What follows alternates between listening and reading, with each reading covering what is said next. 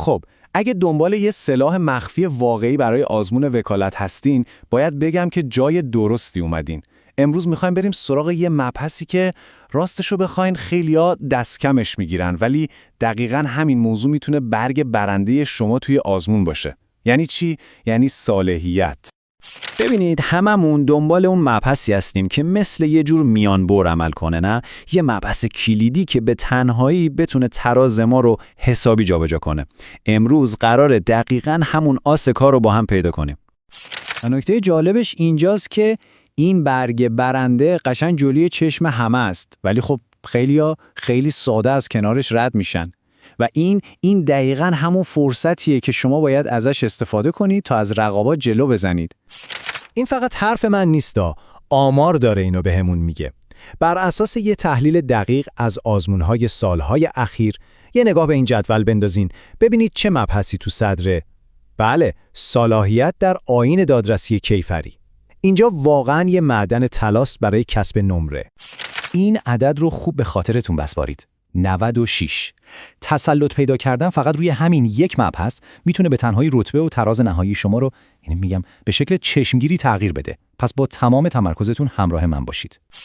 خب آماده این؟ بزن بریم این معدن طلا رو استخراج کنیم.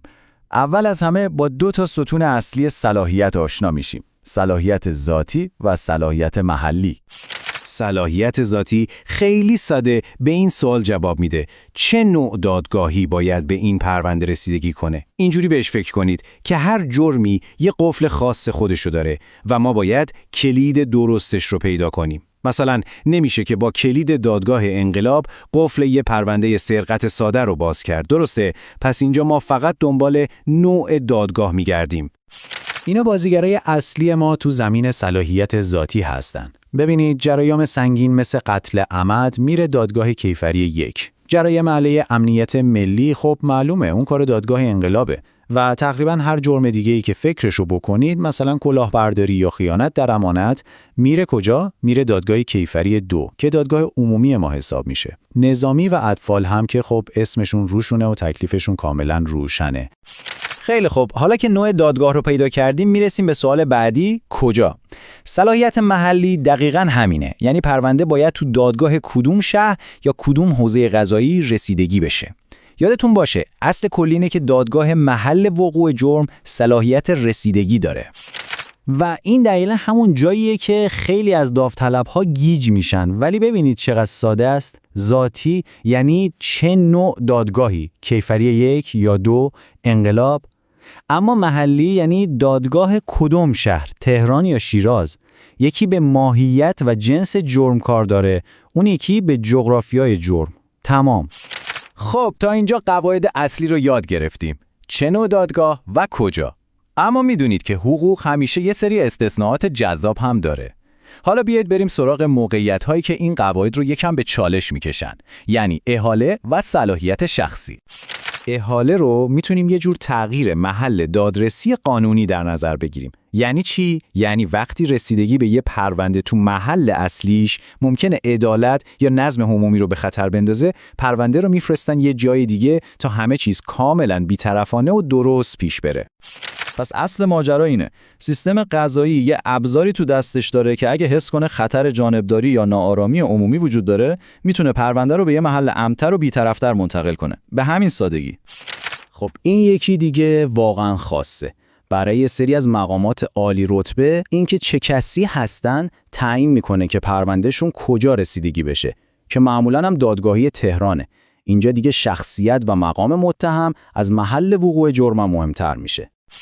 و اما میرسیم به 2 نوع صلاحیت فوق‌العاده تخصصی و پرتکرار تو آزمون‌ها: صلاحیت نظامی و صلاحیت اطفال و نوجوانان. این دوتا رو جدی بگیرید چون همیشه پای ثابت سوالات هستن. تو صلاحیت نظامی 2 تا کلید واژه داریم: شغل طرف و ارتباط جرم با وظیفه. مثلا فکر کنید یه نظامی داره با ماشین شخصیش رانندگی میکنه و تصادف میکنه. این جرم هیچ ربطی به وظایف نظامیش نداره، پس تو دادگاه عمومی رسیدگی میشه. اما اگه همون شخص با اسلحه سازمانیش جرمی مرتکب بشه، خب اون وقت قضیه کاملا فرق میکنه و پاش به دادگاه نظامی باز میشه. اینجا دیگه کلا فلسفه متفاوته. میدونید هدف اصلی مجازات کردن نیست، بلکه اصلاح و بازپروریه. دقیقاً به همین خاطر قانونگذار یه دادگاه تخصصی با یه رویکرد کاملا متفاوت برای این افراد در نظر گرفته و عامل تعیین کننده فقط و فقط سن متهم در زمان ارتکاب جرمه. بسیار خوب، وقت جمع‌بندیه. بیایید همه اینها رو بذاریم کنار هم. اگه قراره فقط و فقط یک چیز از این بحث یادتون بمونه، اون اسلاید بعدیه. این شاه کلید شما برای جواب دادن به هر سوال صلاحیته. تمام.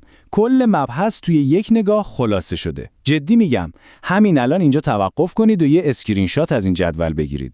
این نقشه راه شما برای حل کردن هر تست صلاحیته.